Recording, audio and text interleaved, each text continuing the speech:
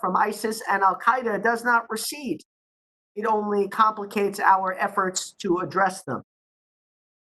ISIS and Al-Qaeda continue to take advantage of vulnerable populations, distracted governments, spreading their propaganda, recruiting new members, taking advantage of safe havens. And they surely, and this is one thing that I know many of us are eager to hear about today, is how have they capitalized on the instability of COVID-19? It's also clear that this resurgence has not happened in a vacuum, and the geopolitical priorities of the American people are shifting. One thing that we'd like to hear from today is, yes, what are the fights that we must continue? What are the areas in which we must show resilience? But what are the areas where we cannot and should not be chasing ghosts? What are the areas in which we maybe don't see perfect stability, but on the same hand, we do not see a threat to the homeland? It is clear as day that many of the American people are united by the fact that they want to see us invest at home. But as a New Yorker, I can tell you this, that the memory of 9/11 lives on. Not just the memory of 9/11, but the memory of a myriad of other terrorist attacks that have occurred since then. And how do we respect the will of the American people, all the while keeping them safe?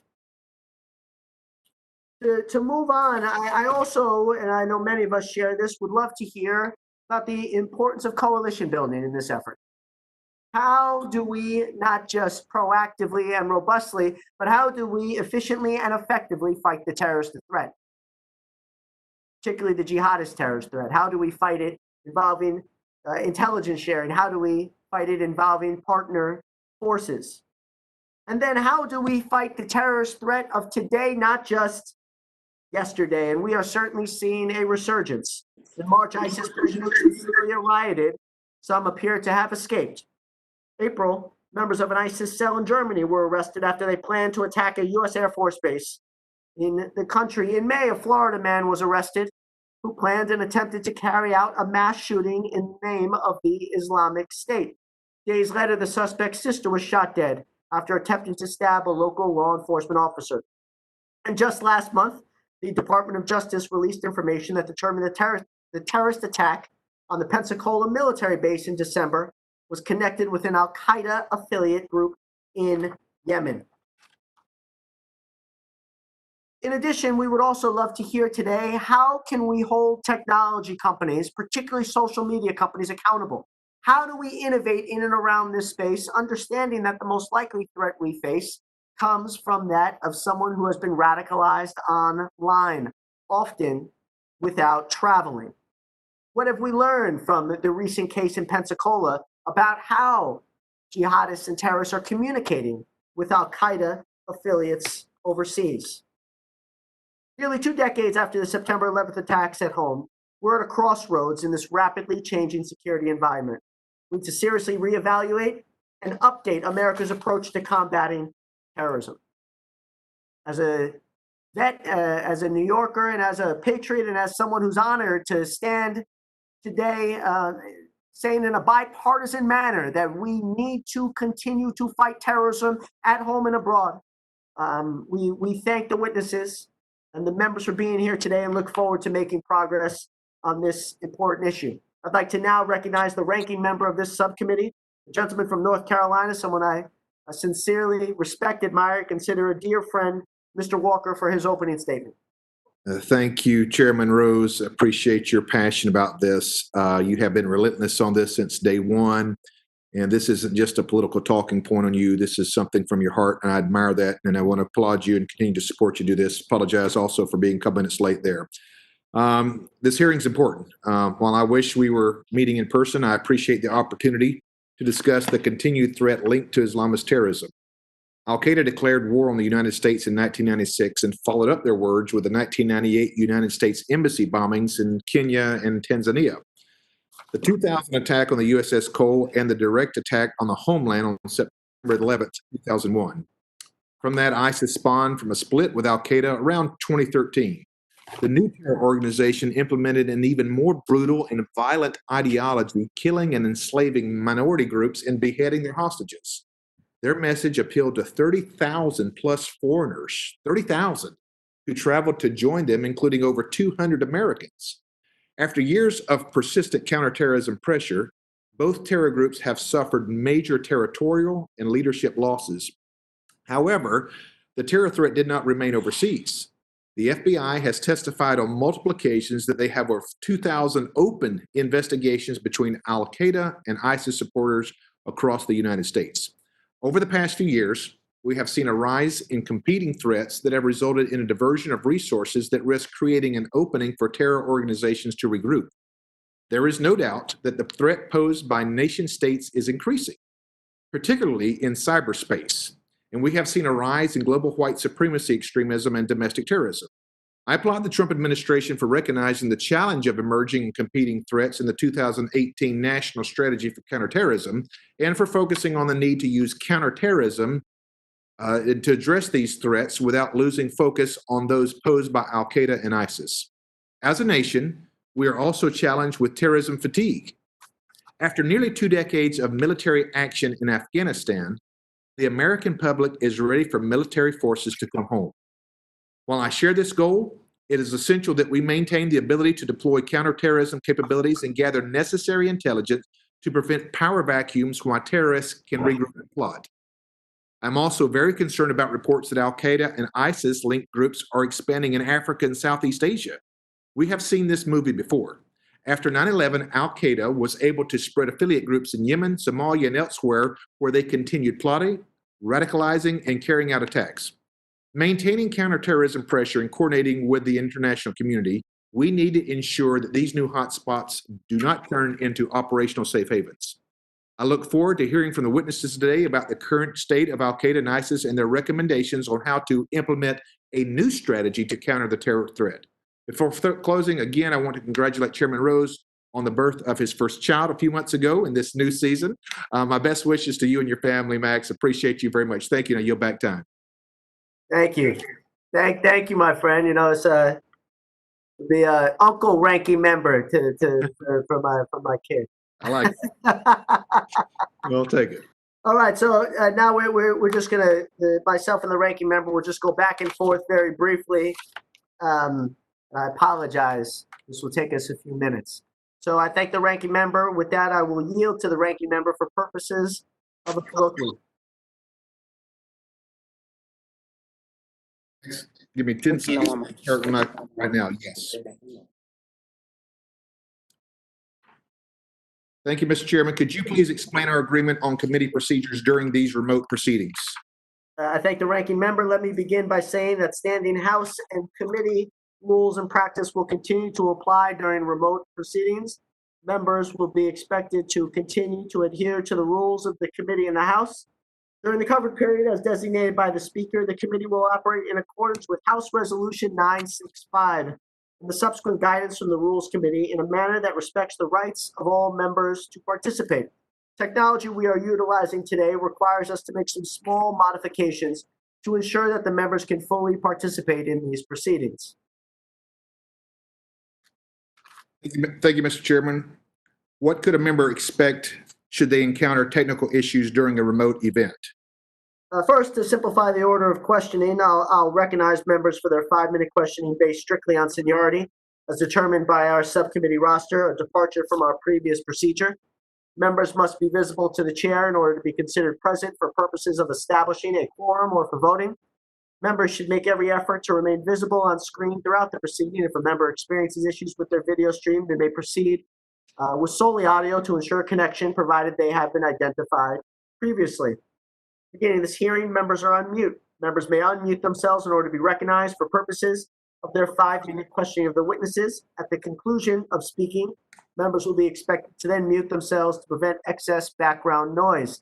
In the event that a member does not mute themselves after speaking, the clerk has been directed to mute members to avoid inadvertent background noise. Should a member wish to be recognized to make a motion, they must unmute themselves and seek recognition at the appropriate time.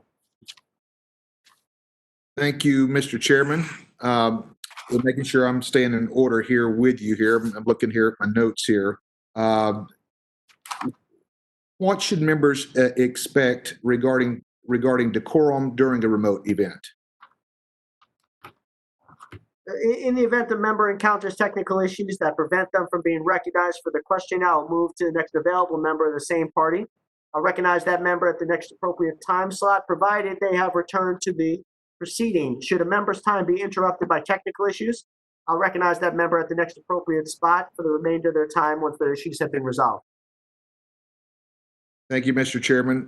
Finally, what should members expect if a vote is called during a remote event? Members are reminded that they're only allowed to attend one virtual event at a time. Should they need to attend another committee proceedings, please fully exit the hearing before entering another proceeding. No Zoom cheating. Finally, all members are reminded they are expected to observe standing rules of committee decorum for appropriate attire, should have a professional and apolitical background when they are participating in any remote event. All right. May it be on the record that's the first time that I've ever heard the term Zoom cheating. But and with that, I yield back, Mr. Chairman. Also, just a few other things. In the event the witness loses connectivity, Yes. preserve their time. And that is, I believe, all. So with that, I ask unanimous consent to waive committee rules 8A2 for the subcommittee during remote proceedings under the covered period designated by the Speaker under House Resolution 965. Without objection, so ordered. All right, the chair now recognizes the chairman of the full committee, the gentleman from Mississippi, Mr. Thompson, for an opening statement. Is he still with us? The chairman? Okay. Is the ranking member, Mr. Rogers, the great state of Alabama, is he on? Okay. So now I am really honored to welcome our panel of witnesses. Our first witness is Mr. Michael Morell, former acting and deputy director of the Central Intelligence Agency. Mr. Morell spent more than 3 decades at the CIA, at the center of the nation's fight against terrorism. Our work to prevent the proliferation of weapons of mass destruction, our efforts to respond to trends that are altering the international landscape.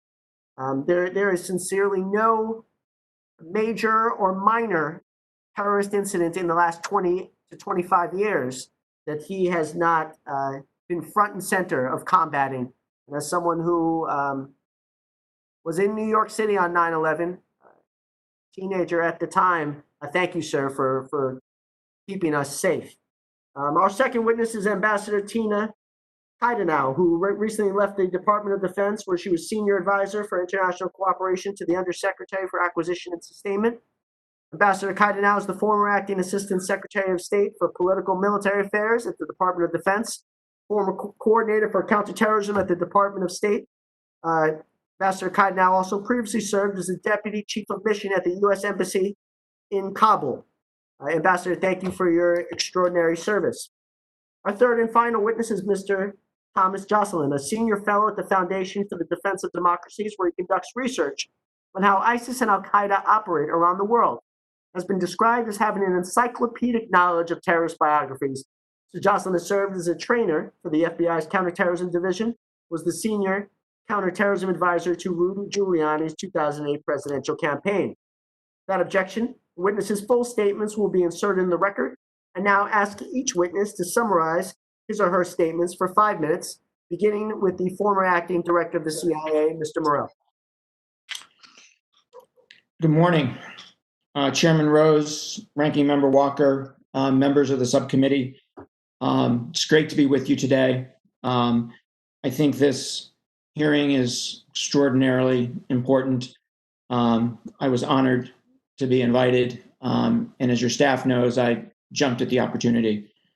It's great to talk with you about the threats that our nation still faces from Al-Qaeda and ISIS. And I really want to emphasize that word still, because I fear that as a country, that we're losing our focus on terrorism, in large part because most Americans think that Al-Qaeda and ISIS have been defeated.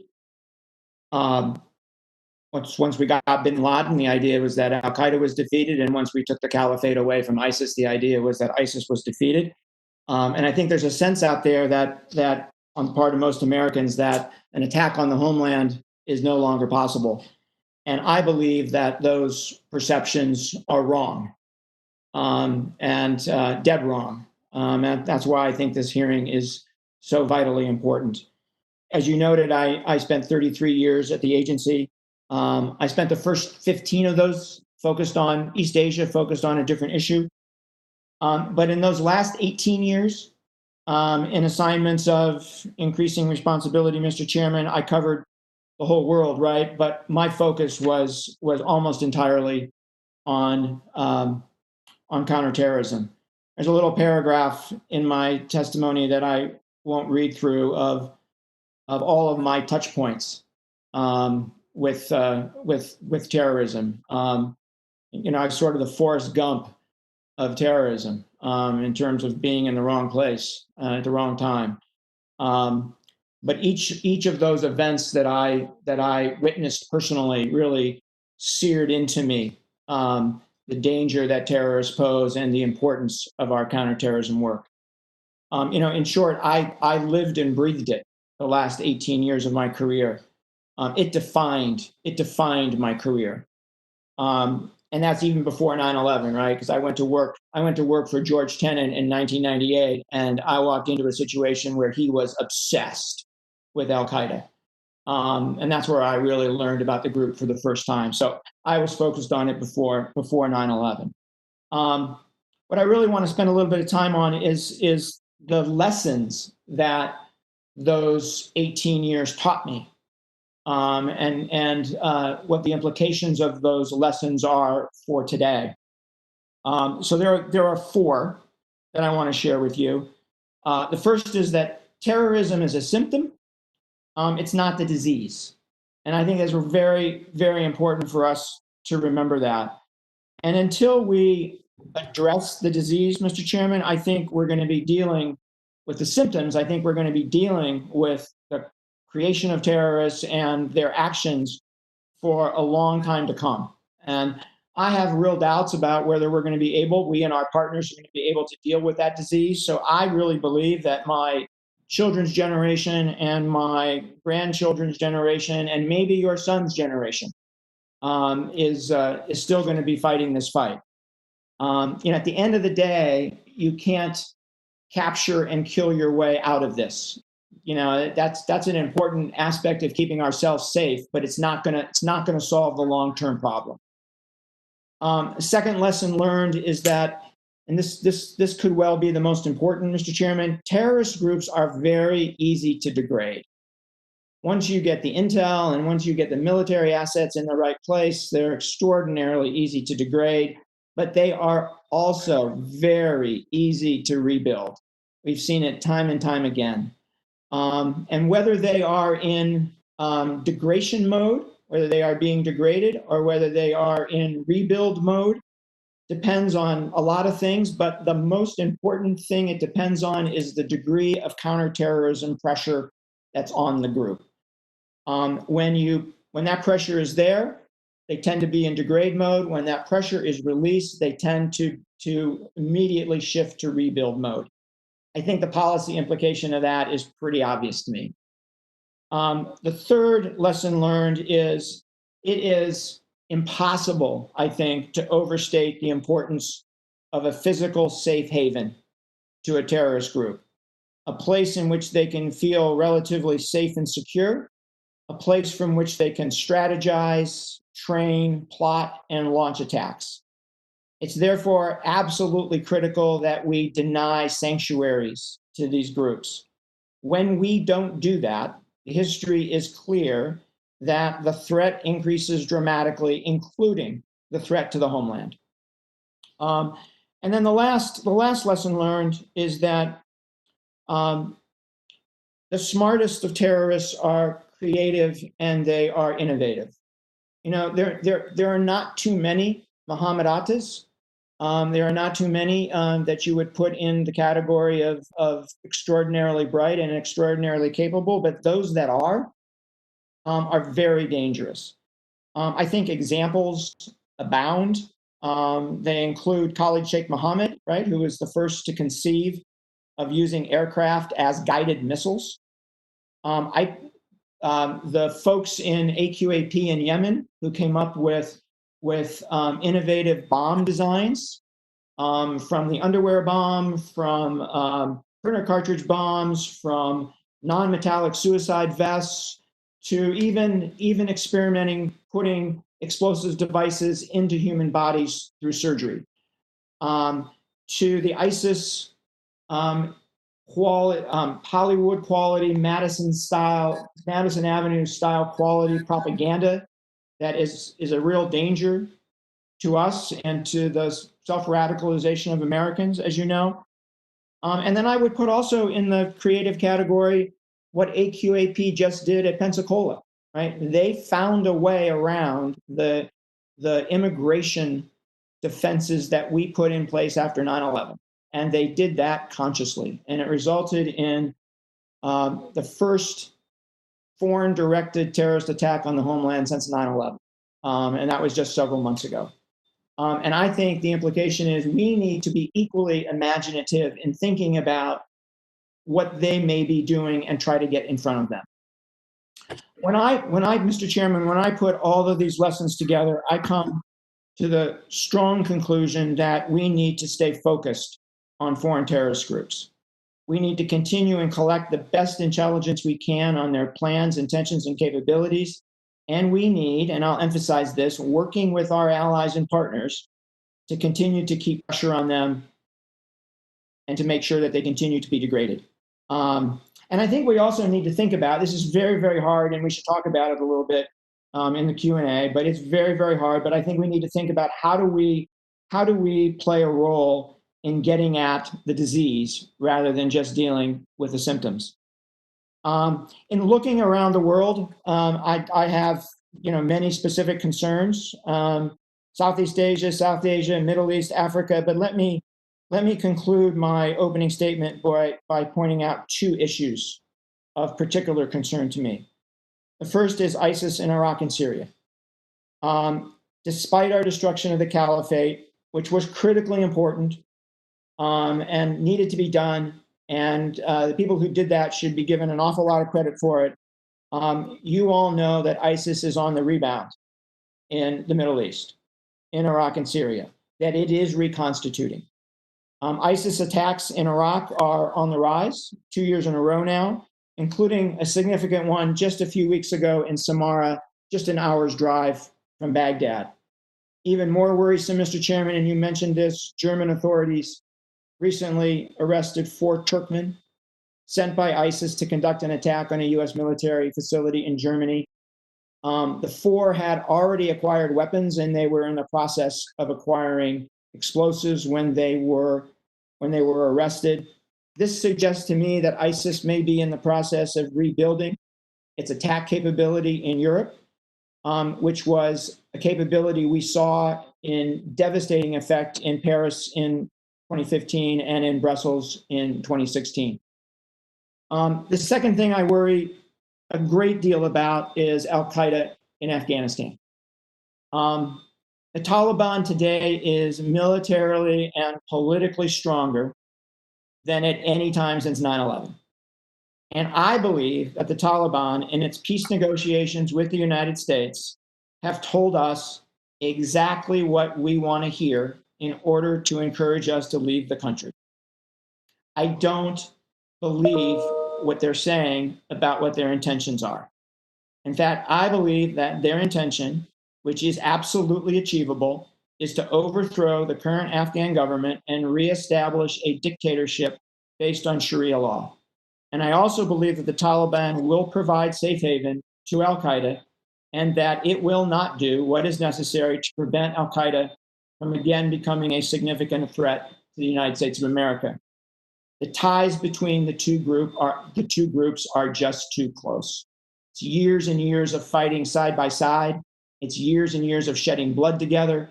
It's years and years of intermarriages of their children. These two groups are not, in my mind, separable. Mr. Chairman, to sum up, I believe strongly, and let me just emphasize this, I believe that we need to stay on the CT watch or we are going to be hit again.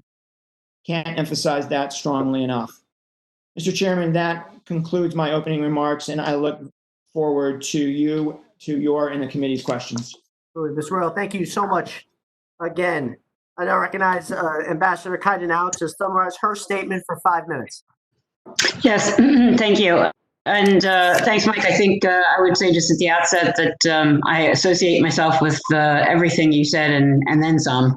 And we can talk a little bit more about some of those issues.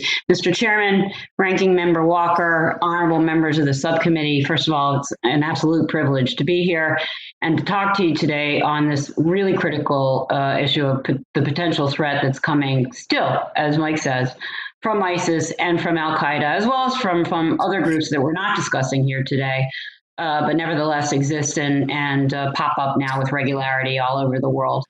The esteemed panel of witnesses that you've assembled are all veterans of the U.S. government effort to contain the threat of terrorism over the past years and to ensure the security of the homeland. And all of them, and I as well, have grappled with, I think, what Mike was trying to, to very well give you a picture of, and that is the key questions of how, number one, we can best protect our borders. Number two, how we can enlist our overseas partners in the counterterrorism effort, because, this can't all be ours to do. Unfortunately, we don't have the resources. We don't have the ability. He mentioned the German attack. That's just one. But we find ourselves now sort of subject to a lot of the resource issues, and I'll get to that in a minute. We don't have the resources on our own to be doing this, and nor should we, portray it that way. We really need to give it to our partners as something that is both beneficial to us, but beneficial to them as well. A number of the attacks that we see these days are not necessarily in the homeland, but they're associated with us because they happen in Paris, they happen in Brussels, they happen in places where our people are, and they happen in places where we care about what happens to democratic societies. So a key question, as I said, is how we can, enlist them in the counterterrorism effort. And then finally, and I think we, again, this deserves a little bit of thought, how we can, or perhaps better said, whether we can do anything to destroy the absolute root causes of the terrorist problem. That question has consumed an enormous amount of attention, certainly in the U.S. government, and I think outside the government as well. I wish I could tell you that I thought, that A, there was an easy way to do that, and B, that we've made some progress in it. I will tell you personally, I don't think that's the case. I'll come back to that in a second, but I think it's really important to try at least to grapple with that question. When I became the State Department Coordinator for Counterterrorism, which is a statutorily created position that's designed to centralize all the department efforts on terrorism and provide advice directly to the Secretary of State on those matters, as well as coordinate closely through the National Security Council with other important institutional players on CT and Homeland Security. It was the beginning of 2014. And quite frankly, nobody, perhaps other than some of our very good intelligence analysts sprinkled through the system, had really heard of ISIS as a feature of global terrorism. When I left the job in 2016 to become the acting Assistant Secretary for Political Military Affairs at the State Department, the world had changed pretty dramatically. In the span of about a year and a half, ISIS had gone from a small regional leftover presence from the first Iraqi war to an absolute global threat, almost as virulent in its own way as the COVID-19 virus pandemic is now. Which I know is a strange kind of analogy, but it really has some power, because the idea is we never knew that something like this could hit us in that way. So what was the difference? What made it so lethal? More lethal even, we think of Al-Qaeda as a terribly, horribly lethal group, and of course it is. But in a very interesting way, ISIS was something even very different, like a virus. And I think the answer lies in the ISIS-created tools and methodologies that had never before been utilized as successfully by any other group, and that had to do with social media. Social media became what I would consider a vital hunting grounds for signing up an ISIS foreign component, which Mike mentioned, or I think actually the chairman mentioned in his opening statement, and building support outside of Iraq and Syria. Absolutely, the Iraq and Syria problem remains. Absolutely, ISIS is a feature there. But guess what? It's a feature pretty much everywhere. How did that happen? The West, and not only the West, but those countries where recruitment was especially large scale, like Indonesia, like Jordan, other places, were absolutely, completely unprepared for these new approaches and unable to muster that kind of flexibility to push back. Governments, for the most part, and I will just tell you, certainly democratic governments, are neither comfortable nor effective as propaganda or counter-propaganda machines. They're just not good at it.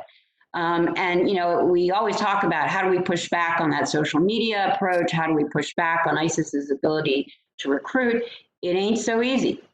You know, it's not so easy. You can't just hire a PR firm and then decide. There's an inherent and underlying lack of trust in what we say as a government all over the world. And that, unfortunately, you know, it gives us a handicap right from the start. I think I'm running out of time here, so I don't want to go too much longer, but I do want to say again, there's this question of, Mike put it very well, what do we do now if we're going to address some of this? Well, the basic question comes back to resources. If we're going to do anything, whatever it is we do, we have to decide it's a priority for us strategically. At the outset of the administration, we relooked at all the things that we want to be doing, and we decided that, you know, for good or for bad, we had let our ability to contain or to stop the Russians and the Chinese all over the world from doing things we didn't want them to do. Great power competition has now become our #1 priority. That's fine, but that's going to take up resources that unfortunately used to be, at least in some measure, put against the terrorism problem. I think we're always going to have to constantly be reevaluating where are we with these issues and how much effort, resource, energy, presence, do we send drones, as I said, to Africa? Do we send those same drones to Iraq and Syria? Do we put them somewhere else entirely because we believe the Chinese in Southeast Asia are making inroads? What are we doing as a matter of priority?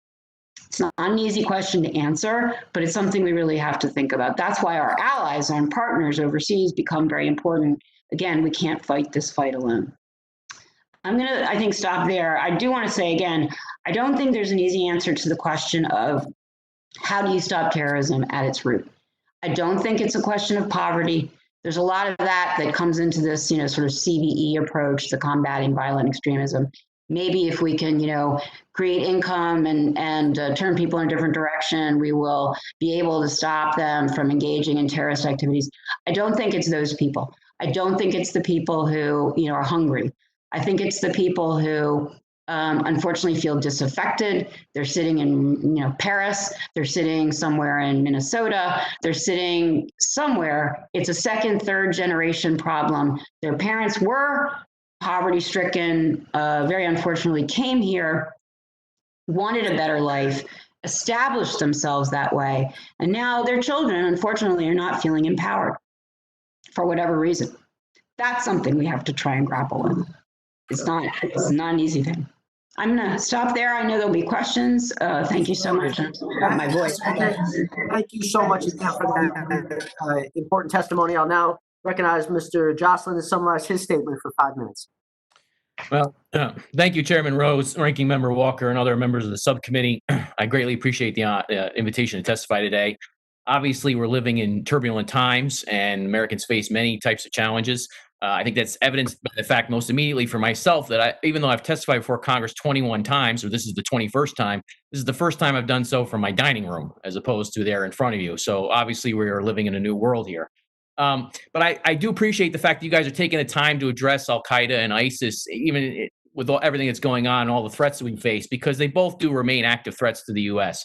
And I'm going to point my comments today mostly towards Al-Qaeda. And the reason for that is I think there's more agreement on the ISIS side of the coin than there is on the Al-Qaeda side of the coin. And I want to sort of clarify a few things in my oral testimony. ISIS grabbed headlines in 2014 with its caliphate claim and its over-the-top barbarism. And that's understandable. But what I think is often overlooked and people don't realize is that Al-Qaeda's goal from the very beginning, since its inception in the late 1980s, was to create a caliphate. Osama bin Laden was on the record saying this over and over and over again. So was Ayman al-Zawahiri. It's in their literature. It's in their publicly facing media, their propaganda. They say it all the time. And I think we have to take that seriously, that that's their overarching goal, even though they're very far away from that today. And in some ways, what ISIS did was they capitalized on Al Qaeda's drive or quest to build a caliphate. They basically claimed that they were able to bring to fruition or fulfill Osama bin Laden's original mission. And today, Al Qaeda and ISIS remain locked in a competition across many different battlefields in many different areas where they are waging insurgencies. And the purpose of those insurgencies is to clear out the existing political order or to fill political vacuums with new Islamic emirates based on Sharia law. And the idea then is to then use these Islamic emirates as the basis for a new caliphate. And when you understand that, that explains why I think, as an overarching idea, and there are many causes of radicalization, many causes of terrorism, of course, this isn't the only one, but as the glue that binds together their project, that explains why we see threats everywhere from West Africa to Afghanistan to this day. You can identify the groups that are parts of ISIS or Al Qaeda in each one of those areas, and you can show that their main goal is to establish a new Islamic emirate in those areas. Just to flash forward a little bit here and talk about how the Al Qaeda threat and how it's persisted after all these years. I wanted to give a sort of a quick rundown on recent activity, which I think a lot of Americans probably don't even know has occurred since September of 2019. Just to give you an idea of what the threat sort of perception that the counterterrorism community, the CIA, the NSA, and others are dealing with, the FBI here at home. Obviously, I'm an independent observer, but I watch what they're doing and what they're dealing with, and they're still dealing with an enormous number of threats around the globe. And so in September of 2019, the U.S. and Afghan forces hunted down a guy named Asim Omar in Musakela, Helmand. Why is that important? Well, Asim Omar was the first emir of Al Qaeda in the Indian subcontinent. He's a guy who repeatedly threatened Americans. He's a guy who was involved in a very audacious plot against U.S. warships in 2014. He's someone who oversaw Al Qaeda's operations not only in Afghanistan on behalf where they're fighting on behalf of the Taliban, but also throughout the region as Al Qaeda has tried to expand, indeed, as the name implies, throughout the Indian subcontinent. Now, what's interesting is another guy who was killed during that operation was a courier from Omar who was running back and forth to Ayman al-Zawahiri, the head of Al Qaeda. Now, Ayman al-Zawahiri still has, by a conservative estimate, thousands of followers around the globe. Perhaps tens of thousands of people who are loyal to him up through the chain of the command. And I can map that out for you later if you'd like. But what's interesting, too, is that not only was this courier running messages back and forth between Asim Omar and Ayman al-Zawahiri, but just recently, General McKenzie, the head of CENTCOM, said that Ayman al-Zawahiri himself is in eastern Afghanistan. A very curious and important remark, because, again, this is a guy who sits at the top of the chain of command of a global organization. Now, you flash forward from there, from September 2019 to December 2019, December 6th to be precise, and that's when Mohammed al-Shamrani, the second lieutenant in the Royal Saudi Air Force, perpetrated this shooting at the Naval Air Station Pensacola. As Mike Morell noted, this is a very significant attack. It's the first one that received some level of explicit direction and was successful since 9/11 by Al Qaeda. There are a lot of security challenges involved there, and we can talk about it. The main innovation that Shamrani was able to rely upon was basically easy-to-use encryption technology on his two iPhones. There's been some discussion about trying to install backdoors on iPhones or other personal devices to give our security and counterterrorism officials a window and to try and monitor these types of things. I'm very wary of that. I think that raises real civil liberties concerns and other issues for tyrannies around the world where dictators can take advantage of that backdoor. I hope we can talk about that a little bit more as well. But after Shamrani executed this attack, the FBI realized, after they cracked the security in his iPhones, that he was communicating with AQAP operatives over the course of 4 years. So going from 2015 all the way up to December 5th, the night before his attack in Pensacola, via these two iPhones, which he tried to destroy afterwards. And then afterwards, after they got this intelligence, the U.S. was able to hunt down and kill one of his main handlers in Yemen. And the U.S. also reconcentrated efforts to go after Qasem al-Rami, the head of AQAP. Well, why is that important? Well, Qasem al-Rami is a guy whose biography, his dossier, goes all the way back to the 1990s in Afghanistan, when he was identified as a potential new leader for Al Qaeda by Al Qaeda's camps in Afghanistan. When he was killed, he was replaced by another Al Qaeda veteran that goes back to the 1990s, a guy named Khalid Batarfi, another guy who was trained in Al Qaeda's camps and is deeply anti-American and deeply beholden to the mission that Osama bin Laden set forth so many decades ago now. So that raises an issue that we talk about FDD's Long War Journal quite often, which is that some of these guys that we're hunting or dealing with, they have careers that started in the 1990s. And if you go through our military chain of command or our civilian leadership, just think about the turnover we've had during that time. And yet Al Qaeda has guys that have been groomed for literally a generation to lead these roles. And that speaks again to Mike Morell's point about this being a generational conflict. Some of these guys have literally been in the game for a generation, in some cases even longer than that. So going from there, from AQP in Yemen, in March, the New York Times reported that 2 Shabab operatives were arrested after they were found to be engaged in flight training. So Shabab is Al Qaeda's so-called affiliate. It's really its regional branch in East Africa, where they're trying to build an Islamic emirate. And 2 Shabab operatives were hunted down and arrested, one in the Philippines, one in Africa, because they were basically involved in some sort of flight training, setting off concerns that they may be participating or planning some kind of hijacking operation or some other sort of aerial assault. Now, a lot of those details are murky, but I can tell you for a fact that Shabab has been experimenting as part of a cross-regional team of Al Qaeda experts. Shabab has been experimenting with high-end explosives that they can get on an airplane. In fact, I've got the photos from 2016 when they actually blew a hole in the side of a Turkish airliner. Our perception is that Al Qaeda hasn't given the go-ahead to try that on other planes yet, but they're experimenting with it. They're trying to get suitcase bombs through X-rays and other technology in order to go after aviation. All these years after 9/11, after all the plots that have been stopped, they're still trying to do that. Then if you go flash forward from there, on June 3rd of this year, just earlier this month, the French killed Abdul Malik Drukdel, the longtime emir of Al Qaeda in the Islamic Maghreb. Well, one of the arguments that we've combated through the years is Al Qaeda in the Islamic Maghreb. Now, I want you to focus on that for a second. Al Qaeda in the Islamic Maghreb isn't really Al Qaeda. We've heard this a long time. Well, in fact, Drukdel was communicating regularly with Al Qaeda senior leadership. This was evidence in Osama bin Laden's files, which we've processed quite a few now of. And the French, after they killed him, they said that not only was Drukdel, who was killed in northern Mali, the emir of AQIM, but he was also sitting on Al Qaeda's international or global management committee. In other words, this is a guy who had a say on Al Qaeda's global affairs far outside of his home base in North and West Africa. It's that sort of important sort of connectivity or connective tissue, which we try and harp on, because I think it tells you a lot about Al Qaeda in 2020. Finally, I think that earlier this month, mid-June now, the U.S. launched a drone strike, a very targeted drone strike against 2 Al Qaeda operatives in Idlib, Syria. This is the latest in a series of drone strikes targeting Al Qaeda operatives in Syria that are thought to pose a threat to the West. One of them was a longtime companion of Abu Musab al-Zarqawi, the founder of Al Qaeda in Iraq. He's a guy who, this guy, Khalid Aruri, his name is, he was implicated all the way back in 2003 in the suicide bombings in Casablanca. So this is a guy who has, again, another lengthy dossier, who's been in the game for a long time. And he finally, I presume it was the CIA, got him with a very special designed drone missile known as an R9X, which is very interesting, and we can talk about that. But this gives you the perception the CIA is still hunting these guys around the globe. And I don't know how much, I think I'm out of time, but I'll just wrap up by saying this. This was supposed to be a very brief presentation, but think about the guys that I just surveyed there in my oral testimony. You have threats from Afghanistan, you have in Yemen, you have in Somalia, you have in Mali, and you have in Syria. That's Al Qaeda 2020. Al Qaeda has a distributed leadership across those countries. It has a distributed external operations capacity across those countries. And the U.S. is still hunting those guys on a regular basis. And I think that's often lost in sort of our discourse today about what's actually going on. But it speaks to the idea that this is, in fact, a long-term threat and a long-term problem set that we're going to keep dealing with. I thank you for giving me the chance to testify today, and I welcome any questions you guys have. Absolutely. I thank you all so much for your extraordinary testimony. I'll remind the subcommittee that we'll each have 5 minutes to question the panel. Before recognizing myself, one last thing without objection, the gentlewoman from New Mexico, Ms. Torres Small, will also be permitted to sit and question the witnesses. And with that, I'll now recognize myself for questions. I want to, it seems that what the 3 of you are saying is the threat's still here, but we also have to skate to where the puck is going. Let's think about how this threat is evolving.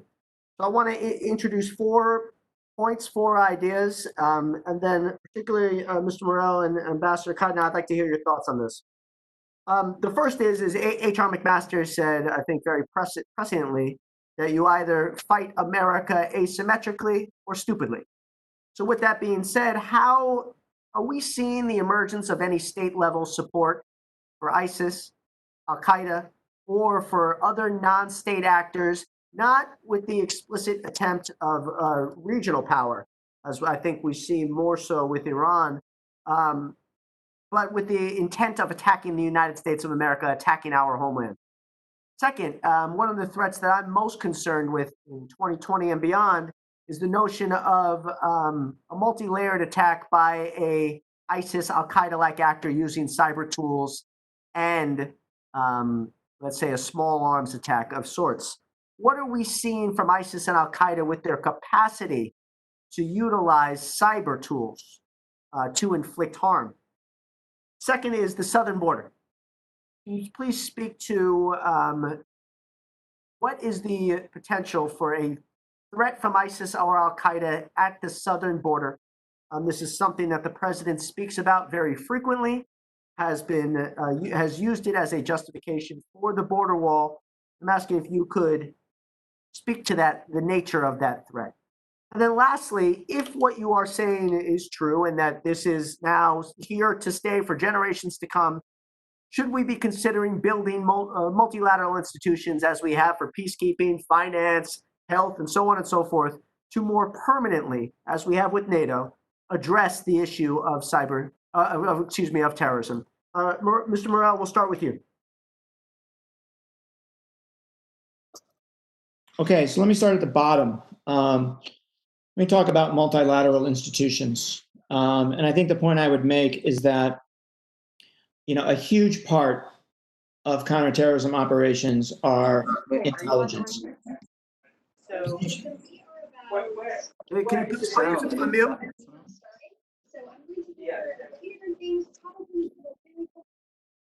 A huge part of counterterrorism operations are intelligence, right? You can't do them without first-rate intelligence.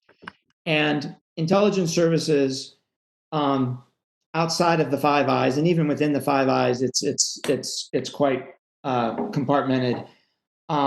Intelligence services don't like multilateral exchanges, multilateral sharing, multilateral cooperation. They like bilateral. And the reason is pretty simple, because what you're willing to do and what you're willing to share is based on trust. And so as you expand the number, you make it much more difficult for people to be willing to share. And so I don't think multilateral institutions are going to be particularly helpful, because I don't think intelligence services are going to be willing to share within those multilateral institutions. On the question of any states supporting ISIS and Al-Qaeda from the perspective of supporting attacks, I don't see any. I'd love to hear what Tom has to say about that. In terms of cyber tools, when I left government in 2013, so I don't know what the intelligence says now, but up to that point, and what I see in the open media, and in the work of experts like Tom, is I don't see a lot of terrorist interests in cyber. It just doesn't have the same kind of effect that they're looking for. And I think another really important point with regard to cyber is the kind of effects that that a terrorist group might see as catastrophic would be attacks on our critical infrastructure, right? So if a terrorist group was going to focus on a cyber attack, that's where they would focus, because that could create a catastrophe. Those kind of cyber tools that can do that are the most sophisticated in the world. And that's where our defenses are the best. So it's only a handful of nation states that have those kind of sophisticated tools. In fact, only 2 that I know, outside of 2 in terms of our adversaries, have those kinds of tools. So even if the terrorists wanted to get there, it would be extremely difficult for them to get there in terms of bringing about a catastrophic attack, as opposed to just kind of a nuisance attack on cyber. And the southern border, I'm not an expert on, so I will leave that to somebody else. Thank you. Ambassador, is there anything you'd like to add to that? Feel free to pick any of the 4. You don't have to go through all. Sure. No, I appreciate that. And I would associate again myself with everything Mike said. I would just add maybe a couple of thoughts. It's not just that intelligence is the key to divining, what the intent of some of these groups are, and the level of trust, and the trust is bilateral, as he said, more than it is multilateral. That's absolutely correct. But it's also the case, I think, at least it was in my experience, part of what we did at the State Department, the biggest part of what we did at the State Department, was try and marry our homeland security needs on the one hand and the ability, again, to rope in, if you will, our European and other allies to do, and not just European, all over the world, to do the kinds of things that would, in theory, extend our border out. So in other words, our border is no longer, on the east and the west coast. Our border becomes Indonesia. Our border becomes Saudi Arabia. Our border becomes those places where otherwise we might find that people are coming we don't want.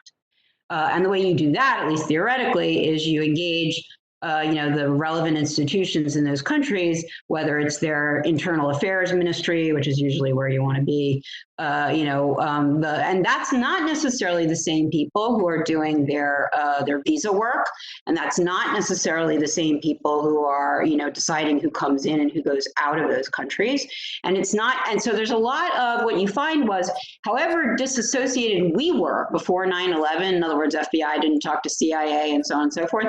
That same disassociation, that same lack of communication exists almost everywhere in the world. And not only does it exist, but you'd be shocked, even in places like France, where they have, again, several various institutions that are dealing with these issues, Homeland Security-ish. They have an intel agency. They have other agencies that are doing law enforcement and so forth. The only way sometimes they talk to each other is through us. They don't like giving up their secrets. They don't like talking about, what it is that they do for a living. They think that's their bread and butter. So we find that it's a challenge for us almost anywhere we go on a bilateral basis to get what we need from the countries. I think that's a worthwhile effort, personally. I think it's really important because, again, we're not going to be able to do these things by ourselves. I think we have made some strides, actually. CIA has I can't talk about it in this particular venue, but CIA has some programs that we utilize to try and, get at these problems. Border issues are sort of very, very, when you can't be always on the offensive, and you need to try, but when you can't be, you need to have a strong defense. And that defense needs to be, not just, again, us, but us and our allies. So I think that's an important point to think about when we think about, multilateral versus bilateral. We're not even in a stage yet where we can get all of our bilateral friends together in a way that we need them. We should keep trying. Just one other small thing, and that is, I agree with the cyber. I haven't seen any evidence necessarily that these groups necessarily, and Tom may have more on this, are there yet. But I would say, if they end up having even just a few people who are pretty good at the hacking thing, you could find that it's not resource heavy, it's not resource intensive.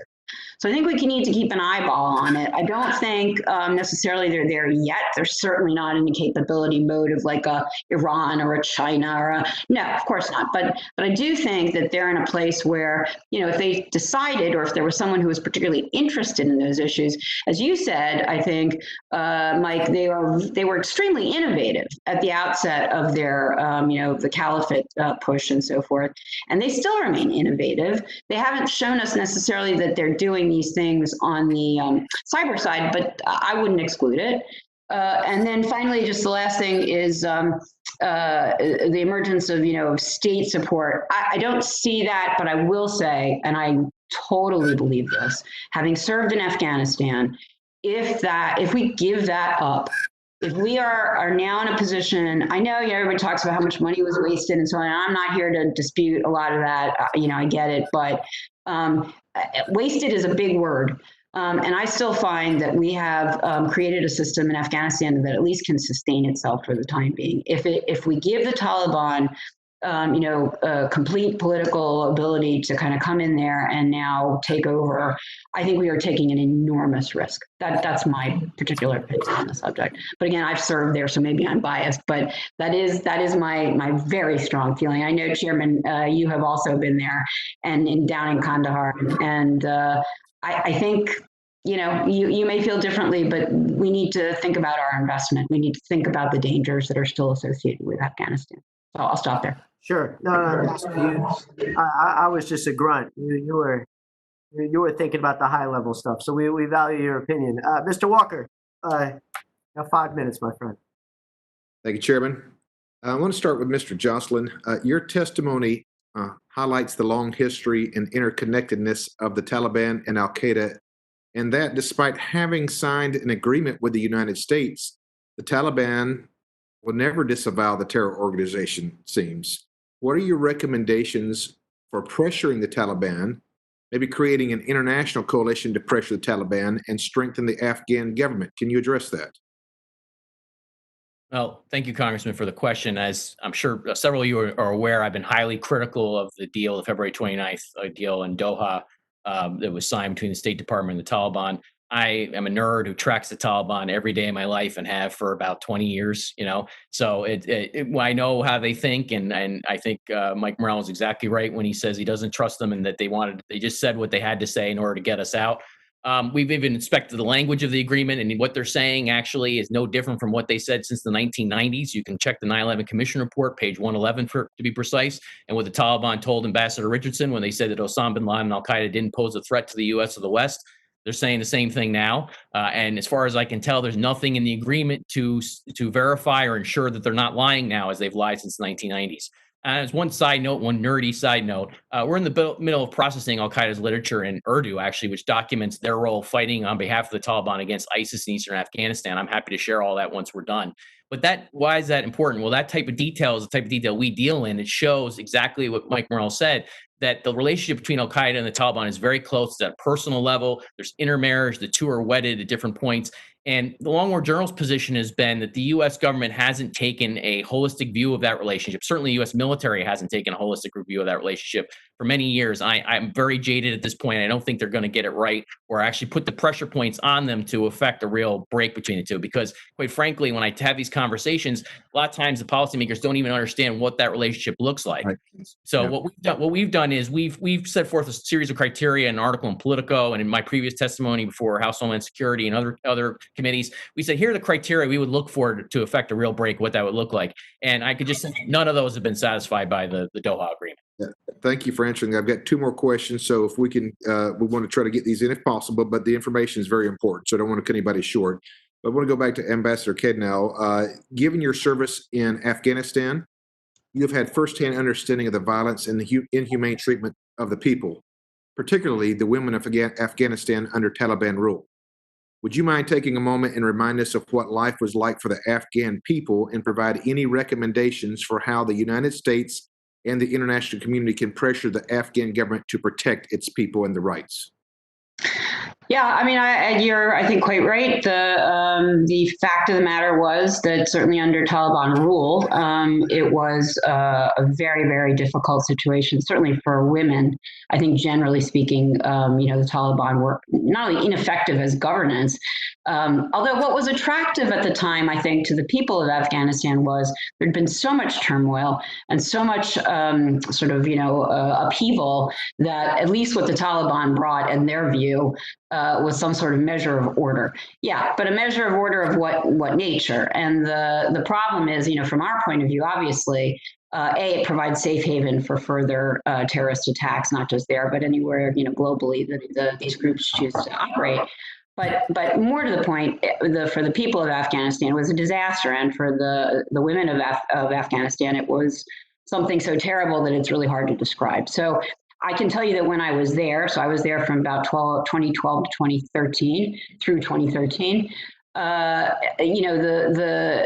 constant refrain from the women of Afghanistan was, "Please don't desert us. Please don't leave us. This will all go back to where it was, and we are deadly afraid." Some of that may have been rhetoric, but I honestly will tell you, I mean, if I were a woman in Afghanistan, I would feel the same way. Sure. So I think the human rights picture will be, at risk, no question. I mean, there's just no question. We have to ask ourselves, of course, how much does that matter to us? Again, in the array of many, many things we care about in the world, and we do. We care about many things. What is our priority set? How do we send, that to either the top of the list or the number 2 thing on the list? Or we can't do everything. Is there a way to try and ensure, and Tom, referenced this, if they're going to build a reliable and useful, political agreement that is going to stand the test of time, Taliban have to make some sort of meaningful, and meaningful is a key word and very hard to judge, but they have to make some kind of meaningful, promises that they can actually keep. I'm not so sure I've seen that, but again, that's what the administration needs to keep in mind. It's not just a matter of getting the hell out. If you get the hell out and the situation remains unstable, what you're going to find is you're right back where you were, not that long ago, and it does have implications for us in terms of our security, even leaving the human rights picture aside, which we do care about. So, yeah. Yield back, Mr. Chairman. Thank you, Mr. Walker. We'll now move on to Ms. Lee from the great state of Texas. Mr. Chairman, thank you so very much. This is a very important hearing, and as I listen to the witnesses, I hesitate to say that I'm traveling down memory lane. Thank you for your service to this nation as well, and those witnesses. I visited Afghanistan on many occasions, and I certainly did not carry the burden of our brave men and women, but I did go during the time of the Afghan war, and reminded of members of Congress, women members of Congress that joined in the newly formed government to help give input to the Constitution, which in essence gave much power and recognition to women. Those women were then ultimately elected to the parliament. And unfortunately, as we deviated in policy from Afghanistan and went to Iraq, those same women, many of them as parliamentarians, were murdered in their home districts because of the rise of the Taliban, Al-Qaeda. The schools that we had formed, girls' schools, were destroyed. So we're in an important moment as to what our next steps will be. I want to raise the question on that backdrop to Mr. Morell to take a deep dive into the impact of the Taliban lying in the negotiations and where that puts us. And then to Mr. Joscelyn, where you have such a strong portfolio and memory of the characters, if you will, that played a role. Can you share with us the rising characters in the Taliban and Al-Qaeda to speak to the issue of the disposing of the present government in Afghanistan and putting forward a Shia government, which would undermine all progress that has been made, and I fear a bloodletting of all of those people who love democracy. Mr. Morell, would you proceed with that question that I asked you? Yes, ma'am. So I think the biggest consequence of our deal with the Taliban, which would not have been possible had they been candid with us about their intentions, is that we have empowered them politically.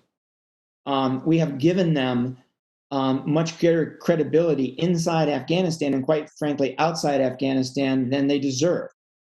And that worries me as they move into negotiations with the government of Afghanistan. And it worries me for where we ultimately end up. Let me add to that, ma'am, that look, I understand the dilemma that we find ourselves in here. I understand that Americans want out. President Obama wanted out. President Trump wants out. The American people want us out. I get that, and I don't want young men and young women fighting for the United States without political support. So unless somebody's willing to stand up and make a compelling case for why we need to stay, then our only alternative is to figure out, if we're not there, and believe me, we won't be there for long, even in an embassy, if we leave militarily. It won't be long before the Taliban takes over, and we won't be there at all. So if we're not there, then we're going to have to figure out how to collect intelligence on Al-Qaeda and ISIS and other groups in Afghanistan from outside Afghanistan. And we're going to have to figure out from a military perspective how to reach out and touch those groups to degrade them if we have to. That's not impossible. Obviously, it's more difficult to do it from outside than inside, but it's not impossible. We did it in the Fatah. We were not in the Fatah in Pakistan, and we successfully collected intelligence and successfully degraded the enemy in the Fatah. So it's not impossible, but we got to figure that out, because I think that's where we're headed. Thank you very much, Mr. Joscelyn. Deep dive into who the characters are, but as well in the backdrop of what Mr. Morell said. and the dangers that is created for the region in Afghanistan in particular. Well, Congresswoman, let me first say this. I think of all the times I testify, I think I've testified before you more often than any other member of the House of Representatives. And I always say that you cut to the chase quicker than anybody, and you certainly did here with the question about the top leadership. And the ambassador raises an important point, which is exactly right, which is the Taliban hasn't shown any willingness to compromise on its political objectives, really, in Afghanistan. And what are those political objectives? Well, Habatullah Akhundzada is the emir of the faithful for the Taliban.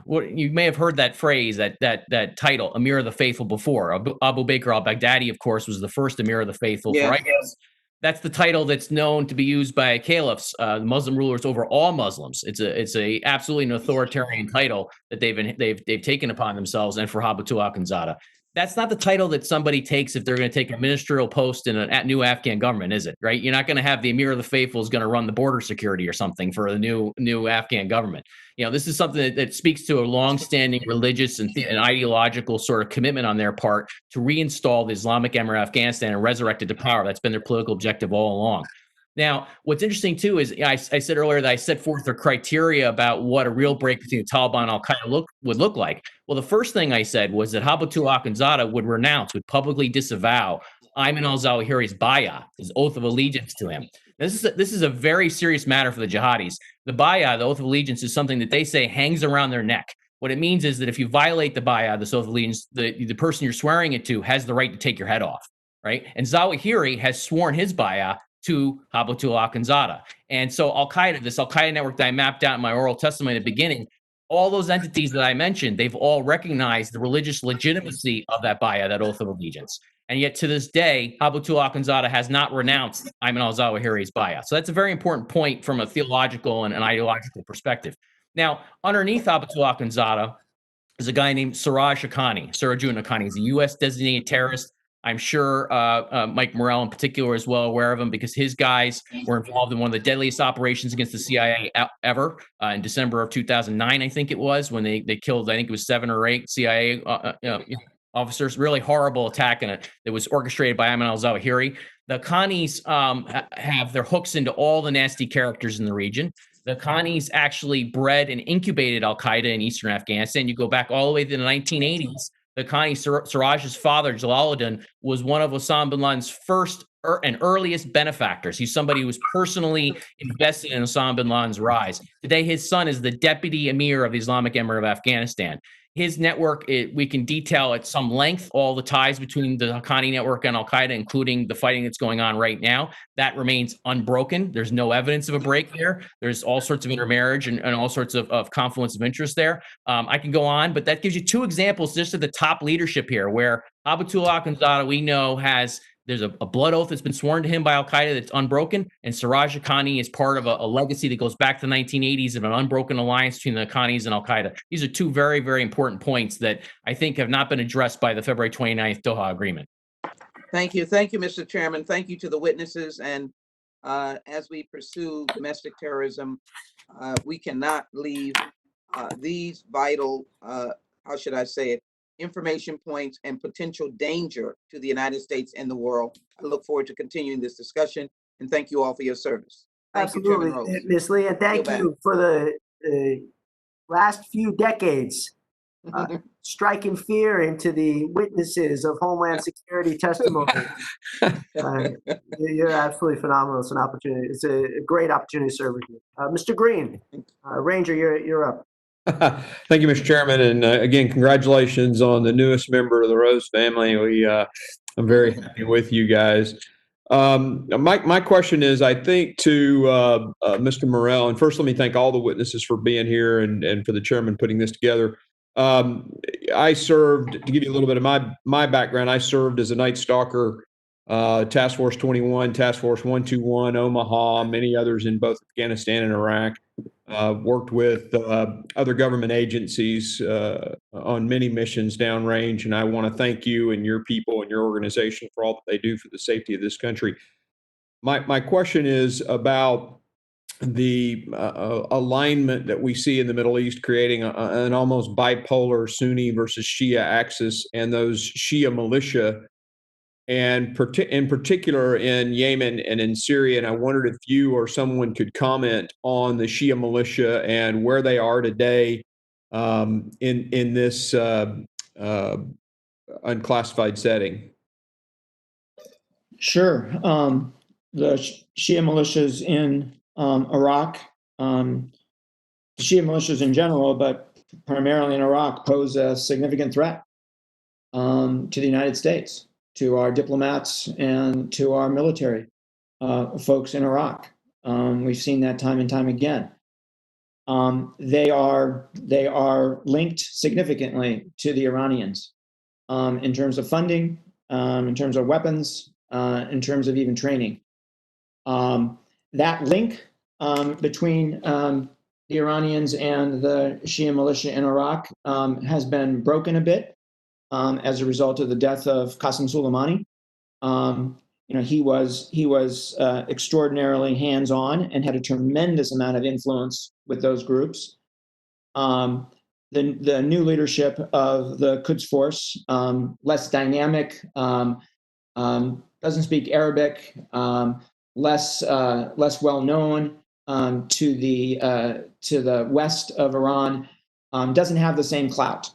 I mean, I was just struck recently where he paid a visit to Iraq. I think it was his first visit, and he actually had to get a visa. Believe me, Qasem Soleimani never needed a visa to go to Iraq. So I think there's less Iranian control today over those Shia militia. It's not totally gone, but it's still there, but it's less, and that's both a good thing and a bad thing. It gives the Iraqi government an opportunity to possibly pull them in a little closer, but it also creates the opportunity that they do something stupid with regard to the U.S. presence in Iraq that even the Iranians don't want them to do. So it's a very serious problem, and it is the whole Shia terrorism piece, right, is something we don't talk about very much, but Hezbollah in particular has significant capabilities that since 9/11 they've decided to stay away from us because of what we would do to them if they took a significant attack. But we all should remember that prior to 9/11, Hezbollah killed more Americans than any other terrorist group. Yep.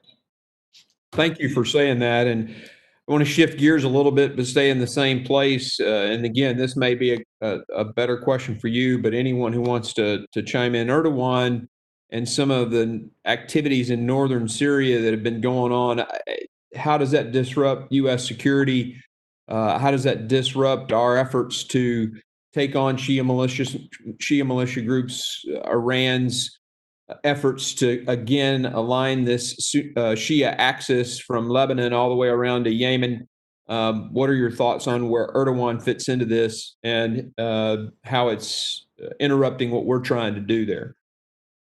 Yeah, let me ask Tom if he has thoughts on that. Yes. Well, what's interesting about this question is right now on the same computer, I have a bunch of Telegram channels the jihadis are running. And one of the hot debates is over the relationship between Hayat Tahrir al-Sham, which is in Idlib, and its relationship with Turkey, because what HTS will call it, what they did was they basically came up with a compromise position with the Turks in order to allow Turkish forces in Idlib to prevent Assad, Russia, and the Iranians from overrunning the province. Now, this raises back to Chairman Rose's question earlier. This actually raised a theological issue of jurisprudence on their behalf about how close you can get to Turkey or how close you can work with them. And that's the subject of the ongoing dispute, because basically Al-Qaeda decided a long time ago they can cut deals with apostate governments if it sort of furthers their long-term objectives. There's all sorts of details we can talk about that. And Turkey, though, has become at the center of the controversy because of everything that's in Idlib. And right now, another round of infighting is broken out between the jihadis in Idlib over this issue and related issues. The problem I have with Turkey is that too often I find them to be duplicitous in all this. So there were members of ISIS, commanders of ISIS, including one of the emirs of Mosul, that actually left for Turkey after Mosul fell. And the United States Treasury Department and the Iraqi government had taken an unusual step of identifying him and his address in Turkey from where he was operating, because the Turkish government was not being cooperative. We can identify other ISIS figures along those lines. And we've identified Al-Qaeda figures in Turkey who've operated there for years. In fact, there's a guy named Mohammed Islambuli. He's the brother of Khalid Islambuli, the assassin of Anwar Sadat.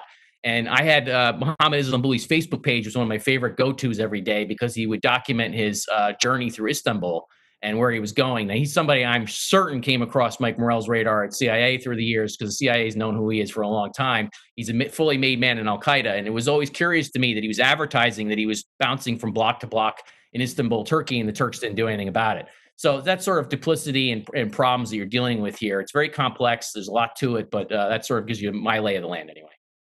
Thank you. It doesn't seem like it gets any harder than right there, that northern strip of Syria. So thanks. If you don't mind, I'd add just maybe like a couple of lines on that. Erdogan is constantly overreaching, constantly thinking that he can manipulate, groups and ideas and places that he is not as good as he thinks he is at doing. But just the fact that he thinks that means that we need to be very, very cautious again about how we deal with Erdogan, how we deal with Turkey. It remains clear that he wants to be the key player in that part of Turkey and in that part of northern Syria, to preserve what amounts to a offshoring of all of the the refugees that came into Turkey that now they can push back out because it's such a burden on the Turkish state. So there's that aspect of it, not to mention the security aspect of, again, pushing out borders. He has to be good to the Russians for that reason. He has to be, even if he doesn't like it, he has to do deals with obviously with the Syrians who are in bed with the Russians. So he's very confident, and that's what he conveyed to our president. He is very confident that he can, if you just leave me alone and let me do what I want to do, in northern Syria, life will be dandy. And we have given him an awful lot of sway.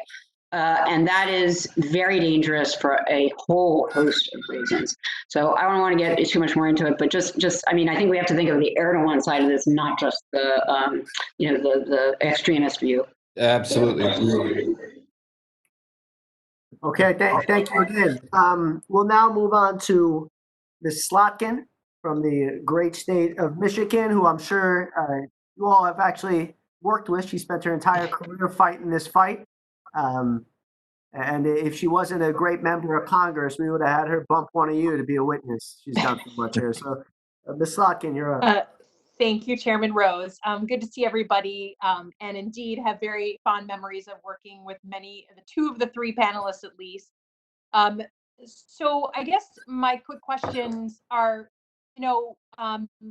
Tina, as you were saying, and Mike, you referred to, we got out of Iraq in 2011, and I remember very clearly in the winter of 2014, the CIA came up for the worldwide threat hearings and told Congress, I was at the Pentagon at this time, that we're seeing Al-Qaeda affiliates, Al-Qaeda types kind of take over more towns and more areas in Anbar, and we're worried that we see them more active. And then by the time June rolled around, they had rolled through Mosul. They had taken over, a huge swath of territory in Iraq and Syria.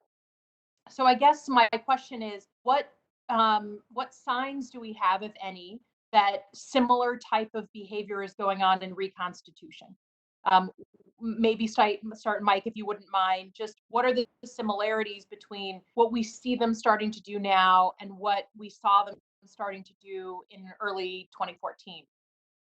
I think, so first of all, Alyssa, it's great to see you. Congresswoman, I'm sorry. Okay. It's great to see you, and congratulations to you on all you've accomplished since you left. So I think, when I think back to the growth of ISIS and the explosion, right, it really started with the withdrawal from Iraq, and that led to a rebound, an almost immediate rebound in Al-Qaeda in Iraq. You could almost feel it immediately because the pressure came off. And the Iraqis, not only were we not there militarily to help the Iraqi military deal with AQI, but for some reason the Iraqis stopped all cooperation, including intelligence cooperation. I guess they wanted to define their sovereignty, in as significant way as possible. And all of that led to an immediate rebound in AQI. And then they look across the border, right? And they see the civil war going on in Syria, and they decide that's the place to be, right? That's where the fight is. That's where we want to be. And they go across the border, and the Al-Qaeda senior leadership in South Asia doesn't like that and tells them not to do it. But, they do it anyway, and they change their names. Al-Qaeda in Iraq, operating in Syria isn't a cool name, so they changed their name. And then they grew, rapidly in Syria because they were A, fighting, and as you fight, you get better. And B, they were acquiring weapons as they overran Assad's weapons depots. So they were getting their hands on some pretty sophisticated weapons, and they were getting this flow of foreigners, right, to come fight with them because it was the place to be. And we were watching all of that, and what I tell people is up to that point, the IC did a pretty good job in telling that story and being on top of that. Where we fell significantly short was when they came back to Iraq and they started to grab territory. We misjudged the capabilities of the Iraqi military. We thought the Iraqi military would do a better job fighting what is now ISIS, what used to be AQI. And they didn't, right? They fell apart. And they broke and they ran, essentially. So that's how they got to where they got to in terms of the size of their caliphate. So they're constrained now, right, in being able to do that. I don't know how good the intelligence is today. I don't see it, so I don't know how good it is. I would assume we have a decent picture into what the ISIS leadership is up to and what it's thinking, but they're constrained from doing the same thing they did before by the fact that the coalition, although less than it was, right, and putting less pressure on ISIS than it did before, is still operating, and the fact that the Iraqi military, with us there, I would worry again about what would happen if we left, but with us there, is capable of dealing with an ISIS that tries to grab territory. So I don't see them being able to go down the road they did before, and being able to move and gain strength in different places, and being able to, without the U.S. there, take on the Iraqi military. So I'm not as worried. I am not as much worried about them creating another caliphate and grabbing territory. I'm very worried about them finding safe haven along the Iraq-Syria border, from which to plan operations in Europe, from which to create new propaganda videos. Don't forget, all the old ones are still available for people to go look at, right? That's still there. But to be able to create new ones and create a new narrative about their reconstitution and their rebound that again motivates young people to go out, and people in general to go out and conduct attacks on their behalf. And most concerning, as we talked about, is the ability to direct an attack in Europe.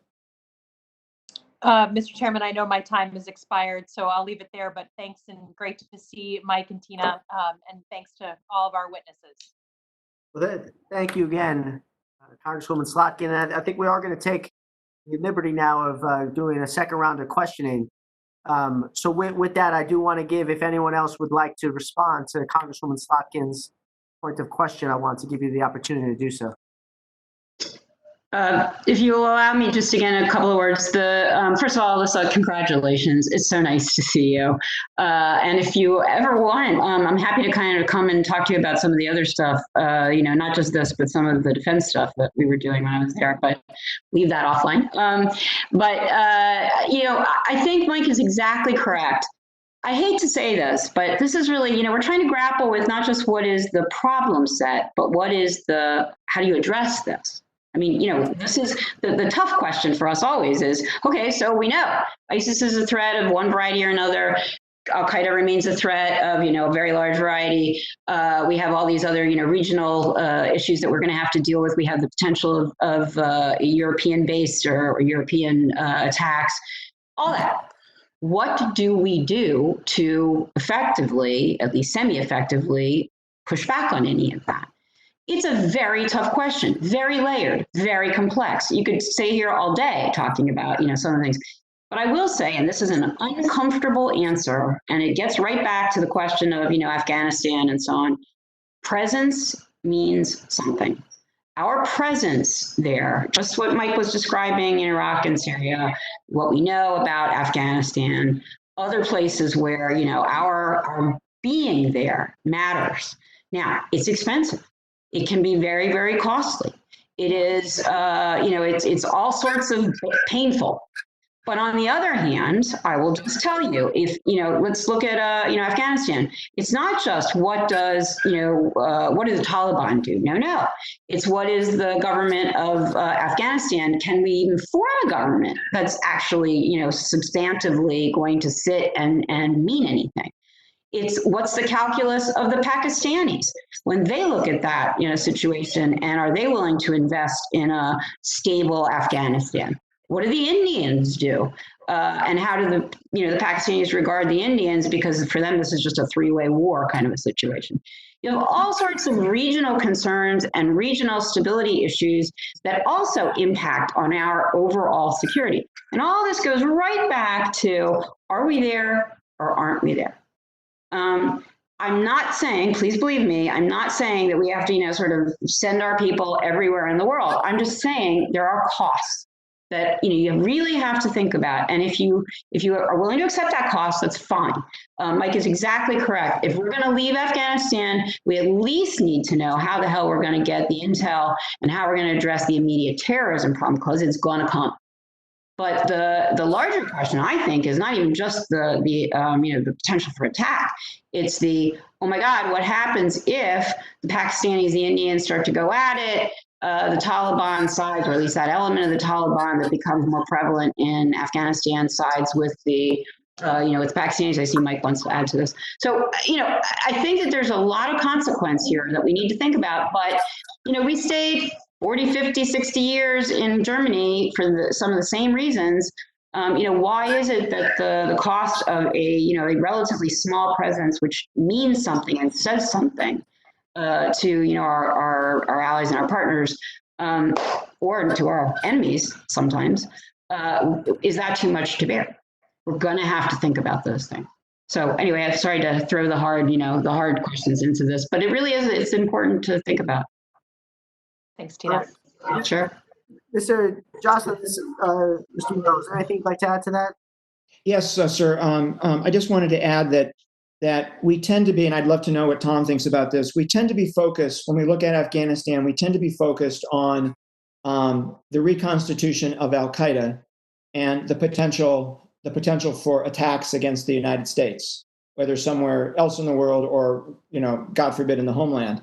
But I think one of the things that we need to think about is a reconstitution of a Taliban state in Afghanistan, the potential impact of that on radicalization in Pakistan. The influence used to come the other way, right, from Pakistan to Afghanistan. Now I worry that if Afghanistan ends up where I think it's going to end up, then I worry about the influence going the other way and an increase of radicalization in Pakistan, which could lead to the disaster scenario of a radical government in Pakistan that happens to have nuclear weapons. So if I may add to that, just real quick, that's exactly right about Pakistan. This is the big problem here is in Pakistan and Afghanistan is what I've termed the wheel of jihad. So the Pakistani state supports and harbors the Afghan Taliban leadership, which is then in bed with Al Qaeda and Al Qaeda affiliated groups, some of which actually attack the Pakistani state and Pakistani civilians. So that's why it's this wheel of jihad that remains sort of unbroken after all these years. The problem in the Pakistani calculation, precisely to Mike Morell's point there, is that their calculation is that they can tame this beast indefinitely and that they basically can use it to gain control and access over Afghanistan. The problem is that when you take one notch down the wheel, when you move from the Afghan Taliban senior leadership to the next step over to Al-Qaeda senior leadership, they've already aggressively looking at what they're going to do in Pakistan, Kashmir, and the region. That's why Al-Qaeda in the Indian subcontinent was stood up in 2014. They were saying, we're not just about Afghanistan, we're looking at the whole Indian subcontinent. And so that's inherently an idea that's destabilizing that they're trying to accomplish. Now, we've also been following their literature, which is not often looked at, in Urdu and Pashto. Their Urdu literature earlier this year for Al-Qaeda, they've already repositioned it from looking at Afghanistan to saying, no, we're looking at the whole region now. So they had a lengthy periodical that would come out every month. It was about 120 pages or so in Urdu that was named after the Afghan jihad. That's already been repositioned to look at Kashmir and India and Pakistan. The naming, the branding, everything. It's all now saying the Americans are leaving, we've won. This is a victory for the Taliban, our allies in Afghanistan. We're going to consolidate the emirate there, but we're looking at the whole region. And so in my oral testimony, I mentioned Nassim Umar, who was the first head of Al-Qaeda in the Indian subcontinent. His mission under Ayman al-Zawahiri was, in fact, to use Afghanistan and other safe havens as a place to launch operations and extend their networks throughout the Indian subcontinent. And that's going to keep coming. But just one other point on Iraq to answer your question, just for one minute. You asked about ISIS in Iraq. One of the things that's happened is that there's a political scene that's led to a security scene between Kirkuk, the Kurdish regional government's area of control, and the Iraqi federal government's area of control. ISIS has exploited that routinely because basically, again, wherever there's a vacuum, it's just we know that they're gonna find it, and they found it. And they've been executing a large number of attacks. They're mainly low-scale attacks. They're not the big, massive operations we saw in Haditha or elsewhere in previous years, but they've got a steady drumbeat of these attacks going on in Kirkuk, in the Kurdish-controlled areas, in Diyala and other areas outside of Baghdad. So it's something to keep a look on. Just to wrap this up, one of the reasons why, as Mike mentioned earlier, that you keep the pressure on them, you can degrade them, but they bounce back. One of the reasons they bounce back is they're organized as insurgencies. And there's all sorts of redundancies and built-in sort of in these insurgencies to basically keep them coming, so that when you do knock out the top tier, there's guys right underneath them. In fact, the guy who's now the leader of ISIS right now, Abu Ibrahim al-Qureshi, otherwise known as Haji Abdullah, right? He's been in the game since Al-Qaeda in Iraq's formation, all the way back in 2003, 2004. I mean, how many more guys are there like that? No, I don't think anybody really knows. They've got enough to keep going, that's for sure. So, and again, thank you all. I think we have time for a few more questions. So let me kind of try to refocus this around protecting the homeland, and as that relates to technology and Afghanistan. And I say this as a member of Congress in New York and someone who was a platoon leader in Afghanistan. The American people cannot fathom us staying there forever. So it's already America's longest war. I've got buddies who deployed 4, 5, 6, 7 times there. The area I patrolled in Shah Wali Khat is now completely controlled by the Taliban. So we also just don't want to be stupid and waste blood and treasure. Mr. Morell, you hit on a great point, which is that this is a global threat, and we have done this in other places without acting as a land-holding power. So let's say we do leave Afghanistan. What do we do then? How do we utilize the tools we've been employing, whether it is in Libya or the 20 other countries where we have fought this threat? What then do we do? Because the American people should not stand this much longer. And I say this as someone who deeply cares about national security. And then secondly, how are these terrorists communicating right now, would you say? I think that we have seen progress with the major social media companies cracking down on this, the establishment of Global Internet Forum to Counterterrorism as an independent NGO, the appointment of an esteemed executive director, resourcing the problem. Still much more to be done, but it seems to me that now the problem really does lie in the telegrams and the video games and the other forms of communications. What do we do about them? How do we go on the offensive as it pertains to that issue as well? Just to bring it in reverse order, maybe Mr. Joscelyn, we'll start with you. Well, just on the communications piece, real quick, the issue is that on social media and other platforms, they evolve very quickly. And exactly what the ambassador said earlier about the extensive use of their tools and just how innovative and how they've been able to evolve so quickly in this regard. For example, obviously Twitter was the first generation and Facebook were the first generations of ISIS's foray into the social media world. They migrated very quickly. They use Telegram more often than anything else. I can show you at some point in time my own computer. I have about 400 jihadi channels on Telegram I follow. Many ISIS channels that regenerate, many Al Qaeda channels that don't need to regenerate because nobody takes them down. They've been there for a long time. In fact, earlier last year, the European Union, Europol actually worked with Telegram to take down hundreds of ISIS channels. Now, what was interesting about this is I have nom de guerres and aliases on the channels for Telegram as well, and I also operate under my own name. The account under my own name was taken down. And it took me about 3 or 4 weeks to convince them that, in fact, I'm just a guy who works on this stuff. I'm not somebody who's actually on their side, And when they reinstated me, I came back and I was able to see what channels existed. None of the Al Qaeda channels have been taken down. Many of the ISIS channels remained in place. So this sweep got people like me, but didn't get a lot of the bad actors. So it's an ongoing issue.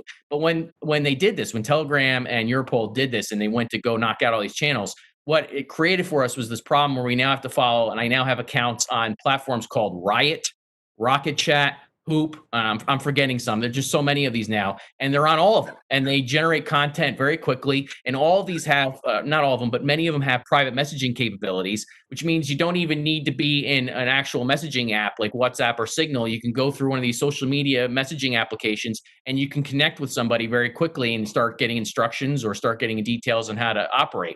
And it's become a complete nightmare from all the people I talk to in the counterterrorism world and law enforcement world, a complete nightmare for them on that. And I'll leave it there, but that's how I would address the cyber part of this or the communications part of it. Thank you. Ambassador?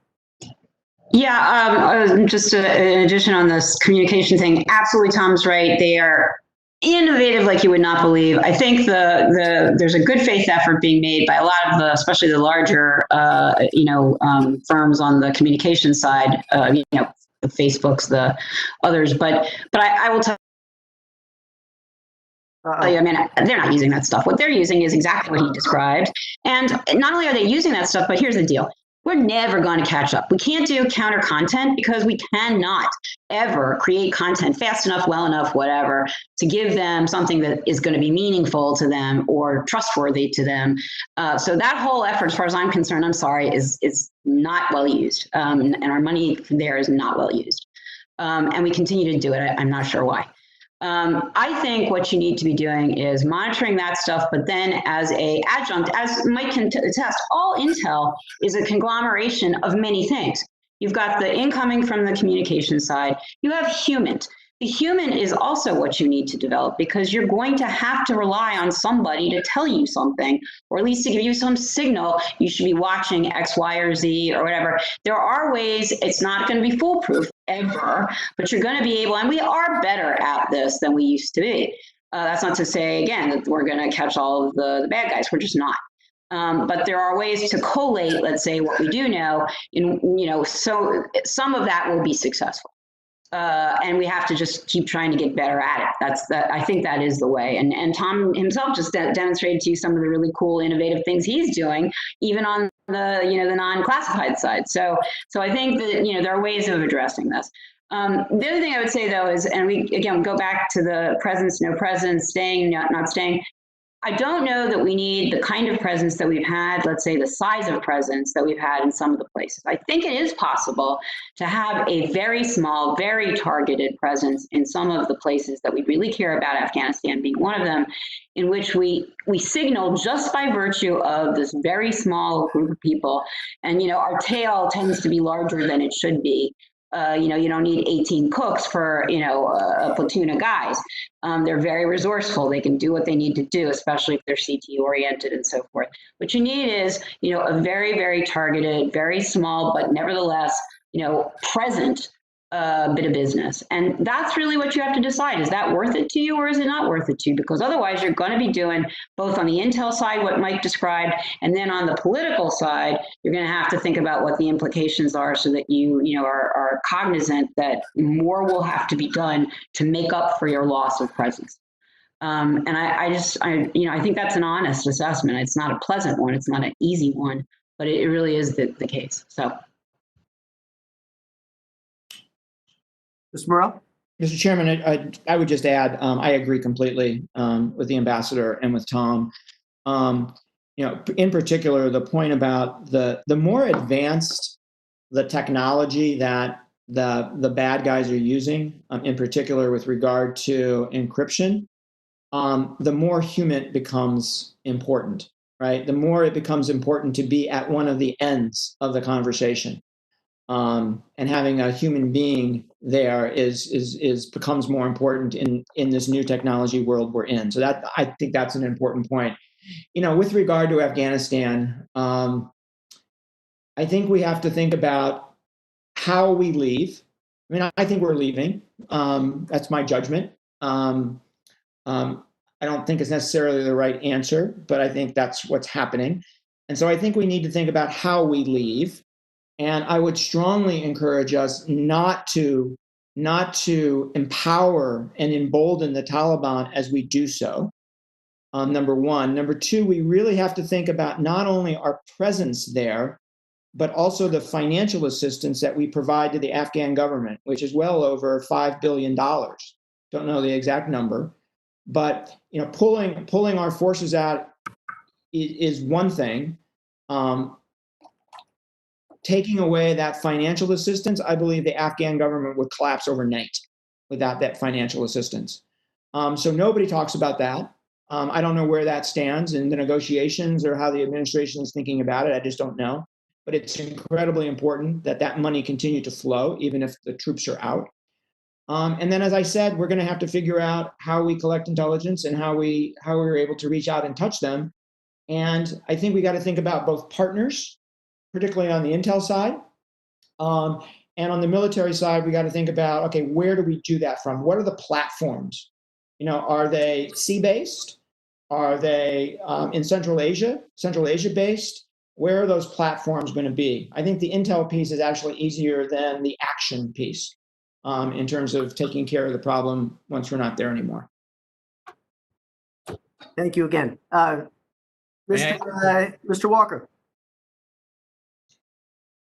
Thank you, Chairman. I do have one more question for Mr. Joscelyn, if I could get that in. In your testimony, you suggest that there has been a decade-long reduction in U.S. counterinsurgency activities in Iraq, Syria, Afghanistan, and Northern Africa, and that these activities have been placed with more of an ad hoc targeting strategy. Without committing more U.S. forces to the battlefield, I'd like to know what recommendations you might have to improve intelligence collection and counterterrorism targeting to ensure a sustained pressure campaign against these terror organizations. Well, thank you for the question, Congressman. What I would say is, there's a lot of talk these days about the endless wars, and believe me, I get it. I never thought that I would be covering this stuff for as long as I have, and I don't have any skin in the game like others do, or deployed to Afghanistan over and over again, or other areas. So I have a tremendous amount of respect for them and their families, and I understand that there are a lot of people who are frustrated and just want out. What I would say is, when you look at the big picture, the U.S. shifted away from the large-scale counterinsurgency platform of a decade ago, really ended around 2011, 2012. At the peak, we had about 200,000 U.S. service members in Iraq and Afghanistan. When I first did this assessment last year, the number was less than 30,000 across Afghanistan, Iraq, and Syria. I think today it's less than 20,000. My view is I don't think we can go to zero in all these areas and still have intelligence collection, still have the capacity to go get terrorists, go get the guys that I'm talking about in my oral testimony and you see in my written testimony. I think we're going to need some sort of footprint. And that's the problem right now is I don't think that the talks are really aimed at what it should be, which is what's the right size of this sort of footprint overseas. Afghanistan provides all sorts of challenges going forward. As we've said that U.S. military, has had a hard time tracking Al-Qaeda in Afghanistan all these years. We've had many conversations along these lines, even with larger number of forces there. I think it's going to get even more difficult if we fully depart from the country, which I think I agree with Mike Morell, and I've said publicly I think is coming. In that vein, I would look at the agreement that was signed with the Taliban on February 29th, and I would look particularly at Section 1, Clause F. And what that clause says is that the U.S., not only after it says we're leaving Afghanistan, it says the U.S. will not use military force or even threaten military force against Afghanistan going forward after the U.S. withdrawal. that agreement, in effect, taken at face value, says the U.S. doesn't have the right to protect itself and defend American interests and Americans going forward from the emergence of counterterrorism threats in Afghanistan. It's one of the clauses that hasn't received any public scrutiny, but really should. Because even if all you want is for the U.S. to get out of Afghanistan today and leave all the troops, nobody should pretend like we're not going to have terrorist threats emerging from that region going forward, because of course we are. So I think the big question really, to my mind, is it seems that we've come to this place now where even the lower footprint, the smaller footprint, is not tenable. You have in Africa, you have around 6,000 American service members who are basically working with the French and local partners and others to keep these insurgencies at bay and take out high value targets. To the ambassador's point about building coalitions and working with partners, that's exactly right. That's what we should be doing. But unfortunately, right now, everything is about just removing American troops as opposed to finding stable alliances or stable platforms for going forward. Because the bottom line is we're going to have to reintroduce American forces into some of these areas once these threats sort of metastasize to a point where it becomes obvious to everybody that's a threat, just like ISIS did in 2013 and 2014. Thank you again, Mr. Joscelyn. Is there something else? No, I'm just saying, yield back to you, Chairman. Thank you. All right. Thank you, Mr. Walker. Ms. Lockett, if you'd like to close us out. Another question. Sure. So just on the conversation of what a successful presence looks like abroad, I'm a former CIA officer, and I did 3 tours alongside the military in Iraq and worked on this issue basically my entire professional life. So I am a big believer that you have to keep pressure on these terrorist networks, or else they do grow back, they do expand, they do claim territory, and then they do threaten us directly and our allies. So I'm a big believer, but I'm also the representative of a lot of people who say, is the juice worth the squeeze? Most people would say, I want to know that my government is protecting me from terrorist groups and from attacks on the homeland. Absolutely. But then when they see that the cost of the counter-ISIS campaign from 2014 to 2019 was $765 billion, that's the entire cost of funding our entire Defense Department for 1 year. The question is the juice worth the squeeze? And when the request that's come in this year is $845 million for Iraq and Syria, when we have less than 7,000 forces on the ground in those 2 countries, I am as big a believer as anyone, but we got to be able to look at people with a straight face and say that the juice is worth the squeeze. So can one of you explain to me, and more importantly to our constituents, how the juice is worth the squeeze? And if it's not on these presence locations, how do we get to a leaner, meaner presence that allows us to have that cost benefit analysis that makes sense to the average person? So maybe I'll go first, but I look forward to the comments of my colleagues. It's the question. I mean, you're at the heart of it. And I think there's 2 answers that come to mind for me, Congresswoman. One is that I think it's incumbent upon our political leadership to include members of Congress to make the case that the threat remains, and that the threat is dangerous, and that we need to protect ourselves. I have a particular political philosophy. I don't know if it's widely shared, but my view is that political leaders need to lead, not follow. Lead their constituents, not follow them. But that's for another debate. So I do think it's incumbent upon the president and members of Congress to tell the American people exactly what the threats are and why it's important that we stay focused on them. So that's one. 2 is that is the figures you cited. That is way too much money for the number of troops we're talking about.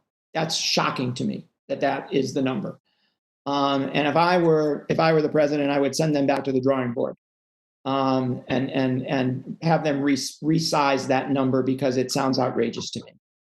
But I think the more important point to me is, as I would think about how to structure our ability to both spy on and then degrade these groups, I would want to do it as a coalition. So I would want to bilaterally on the intelligence side, use as many partners as we can use to get the information we need. And as you know, there are partners we can count on, and there's some partners we can't. But I think we should rely on our partners as much as we can to collect the intelligence we need. And then I think we should rely on our partners as much as we can to actually action those targets. And that we, the United States of America, only action targets when we absolutely have to, when there's no other choice. So, I look at some parts of the world where U.S. Special Forces have been able to train local partners to be fairly effective against the radicals who happen to live in their countries. I think that's a great model. I think we should be very thankful to the French government for what it's been able to do in Africa, in West Africa. And that should be a model, right, where we encourage our partners to actually take action that if they didn't take, we might have to take. So I think we really got to think hard about what does a coalition look like to do both the intelligence piece and the degradation piece, because I don't think we can justify the numbers even with a truthful and candid evaluation of the threat. May I? Yep. So, the Defense Department budget is simply maddening. I've looked into these figures, and part of what I learned is that transparency is not always forthcoming and that their categories are fuzzy.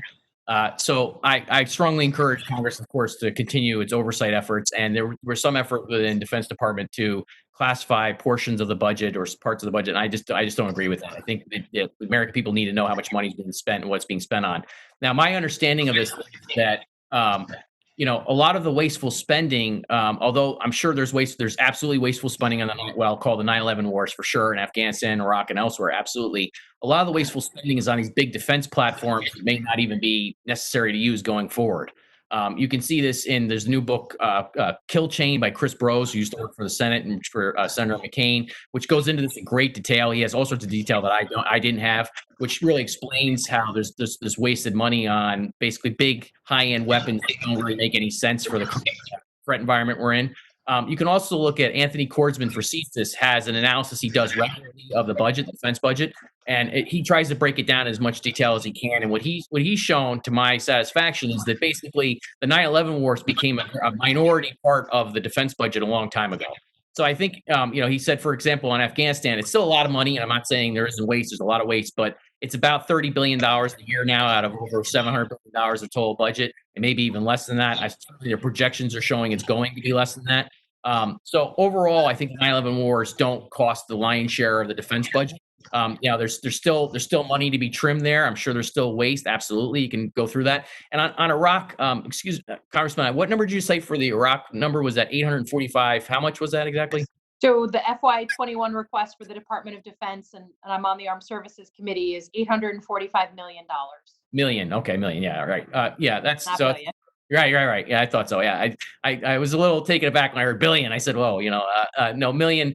845 million is probably about right. My understanding of it, less than a billion. I'm sure there's money that could be trimmed there as well.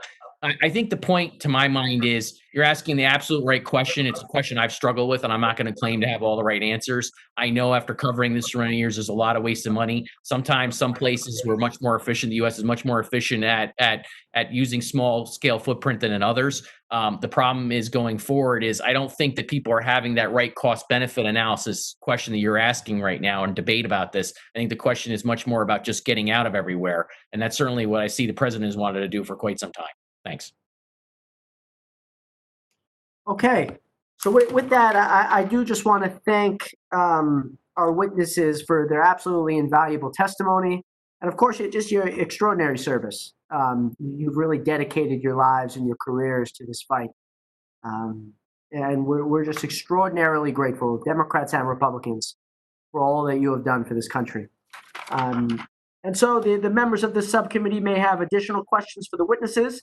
We ask that you respond expeditiously in writing to those questions without objection. The committee record shall be kept open for 10 days.